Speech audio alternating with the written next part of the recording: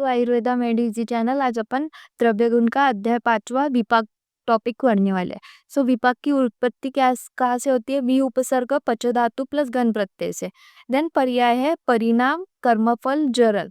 परिणाम मतलब and result होता है, मतलब खाने के बाद जो अपना रस बनता है, इसलिए इसको परिणाम बोला। जरन डाइजेशन के बाद मिलता है, इसलिए जरन बोला। देन निरुक्ति, विशिष्ट जरन निष्ठा काले रस विशिष्ट से पाक प्रादुर्भाव विपाक। खाए हुए आहार का संपूर्ण पाचन होकर अंत में पाचन से उत्पन्न विशिष्ट रस विपाक कहलाता है। मतलब अपन खाने के बाद जो विशिष्ट रस तैयार होता है उसी को विपाक बोला है।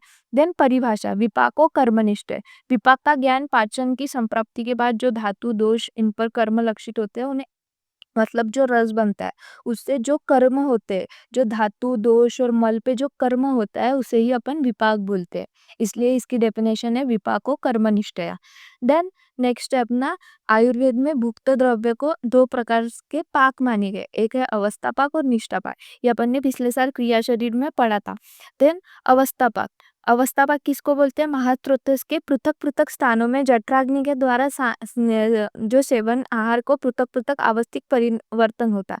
मतलब अवस्था पाक जो अलग अलग, जैसे कि स्टमक, अपन मॉडर्न से कोरिलेट करें तो जो स्टमक वगैरह में जो डाइजेशन होता है अलग अलग जगह पे, स्मॉल इंटेस्टाइन वगैरह पे, तो उसको अपन बोलेंगे अवस्था पाक। और निष्ठा पाक किसको बोलते हैं? जो एब्जॉर्प्शन होता है, मतलब जो यहाँ पे सार किट्ट विवेचन होता है उसको अपन निष्ठा पाक बोलेंगे। तो ये मेन डिफरेंस है।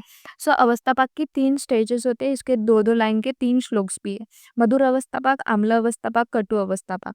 सो स्थान है मधुर अवस्था पाक का आमाशय, आम्ल का पचमानाशय, कटु का पक्वाशय। और उनमें दोष होते हैं, मधुर में कफ, अम्ल में पित्त, कटु में वात। एंड आधुनिक के हिसाब से कार्बोहाइड्रेट का डाइजेशन होता है, प्रोटीन और फैट और फैटी एसिड।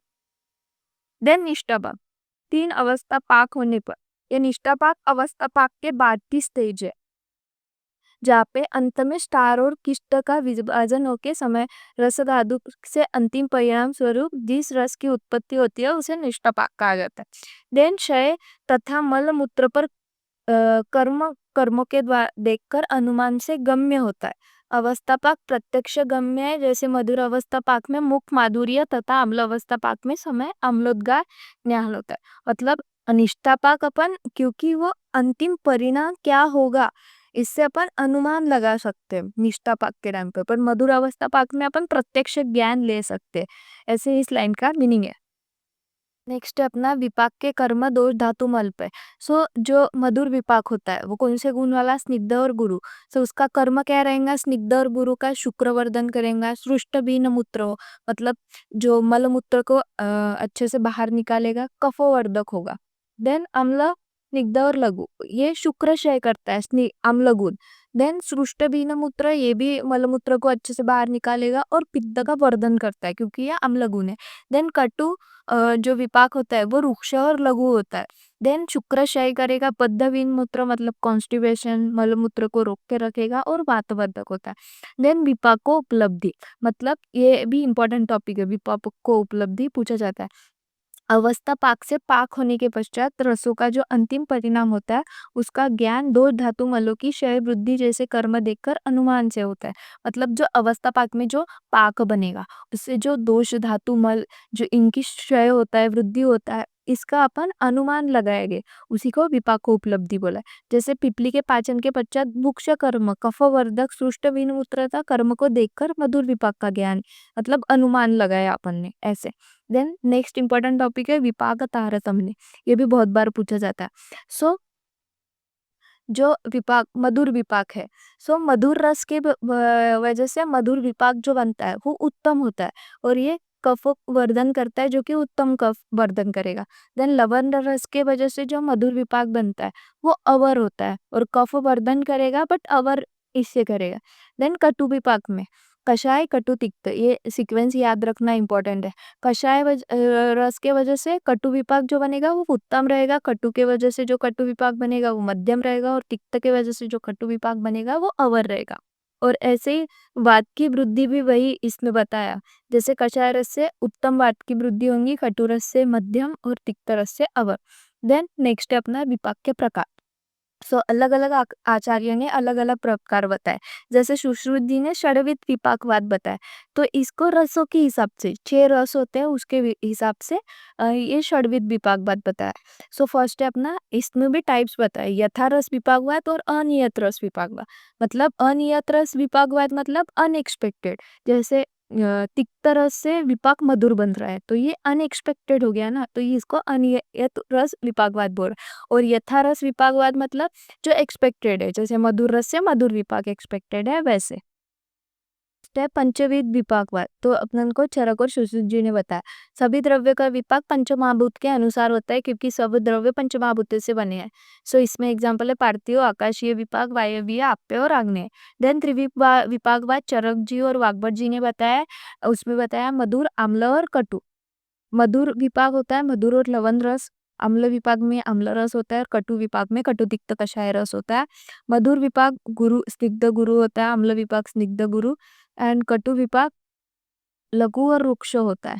देन कफ की वृद्धि, पित्त की वृद्धि, वात की वृद्धि, शुक्रल होता है, शुष्ट वीन मूत्रवात, शुक्रनाशन, शुष्ट वीन मूत्रवात, शुक्रनाशन, बद्ध वीन मूत्रवात होता है। देन द्विविध विपाकवाद सुश्रुत जी ने बताया।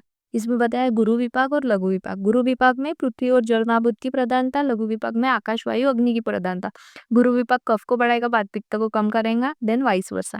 स्निग्ध और गुरु होता है, लघु और रुक्ष होता है, ये शुष्ट वीन मूत्रवात मतलब जल्दी से अच्छे से निकाल लेता है, बद्ध विनमात्रवाद मतलब नहीं निकालता। देन नेक्स्ट टॉपिक है अपना विपाक का प्राधान्य, जो कि नागार्जुन जी ने बताया।